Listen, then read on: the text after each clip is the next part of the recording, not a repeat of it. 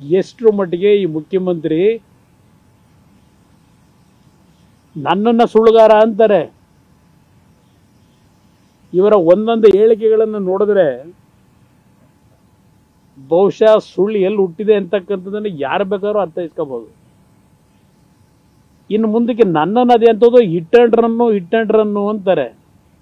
ಕುಮಾರಸ್ವಾಮಿದು hit and run ಅಂತಾರೆ ಹೇಳಿಕೆ. ನಿಮ್ದು ಯಾವುದು ರನ್ನು? ಯೂಟರ್ನ್ ರನ್ನ ನಿಮ್ಮದು? ಯೂಟರ್ನ್ ಸಿದ್ದರಾಮಯ್ಯ ಅವರು ಅಂತ ಕರೆಯೋದ ಇನ್ನ ನೆನ್ನೆಯ ತೀರ್ಮಾನಗಳಿಂದ? ಇಷ್ಟೊಂದು ತರಾತುರಲ್ಲಿ ಇಷ್ಟೆಲ್ಲ ಹೋರಾಟ ಮಾಡ್ಕೊಂಡ್ಬಂದವರು ಕಳೆದ 3 ತಿಂಗಳಲ್ಲಿ ಈಗ ಏಕಾಏಕಿ ನಮಗೆ ಸೈಟೇ ಬೇಡ ವಾಪಸ್ ತಗೊಂಡ್ಬಿಡಿ ಅಂತ ಇಷ್ಟು ತರಾತುರಿಯ ನಿರ್ಧಾರ ನಿಮ್ಗೆ ಯಾರು ಹೇಳ್ಕೊಟ್ಟವ್ರೀಗ?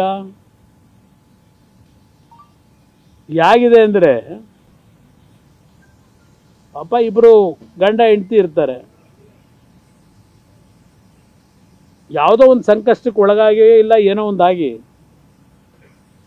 ಗಂಡ ಎಲ್ಲೋ ಕಳ್ತನ ಮಾಡ್ಕೊಂಡು ಬಂದ್ಬಿಡ್ತಾನೆ, ಎಲ್ಲ ದೋಚ್ಕೊಂಡು ಪೊಲೀಸ್ನರಿಗೆ ಸಿಗಾಕೊಂಡ್ಬಿಡ್ತಾರೆ.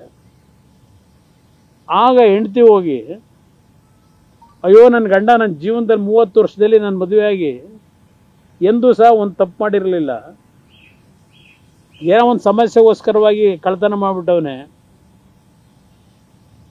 ದಯವಿಟ್ಟು ಇದರಿಂದ ನಮ್ಮನ್ನು ಪಾರು ಮಾಡಿ ಅಂತ ಹೇಳಿ ಕೇಳಿದ ತಕ್ಷಣ ಬಿಟ್ಬಿಡ್ತೀರಾ ಕಳ್ಳನ್ನ?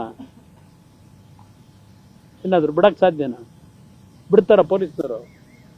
ಇಲ್ಲ ಸರ್ಕಾರ ಬಿಡುತ್ತಾ? ಮಾಫಿ ಮಾಡ್ತೀರಾ?